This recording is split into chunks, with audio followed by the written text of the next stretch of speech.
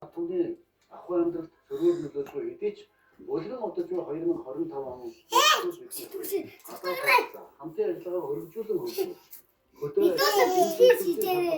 ахиц дэвшил гаргаж түүх соёл өвөө уламжлалт ихтэй дахин товчлон таниулсан түүхэн үйлчлэл өрн он байлаа. Ард иргэд баялаг бүтээгчид төр засаг хамтчин бүтгэсний үр дүнд манай улсыг засаг 6% өсөж нэг хүнд ногдох дотоодын нийт бүтээгдэхүүн $7,000 давж худалдаа хөрөнгө оруулалт нэмэгдэн гадаад валютын нөөц $6 тэрбум болж Монгол улсын зээлжих зэрлэл түүхэн дэд түвшинд ирлээ.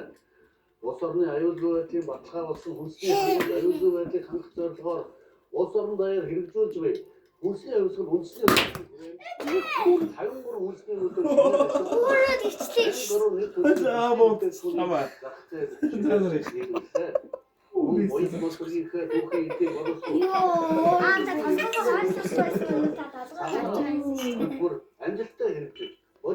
Миний аягаан нь эх орныхоо хөгжил дэвшлийн төлөө хүүхдийн шампанскын дөрүүлээ бодчихдаг юм аа 2 болоо баг. төр засгийн болон төлөвлөлийг дэмжин хэмжээний хүнийг Байж байгаач та нар байж.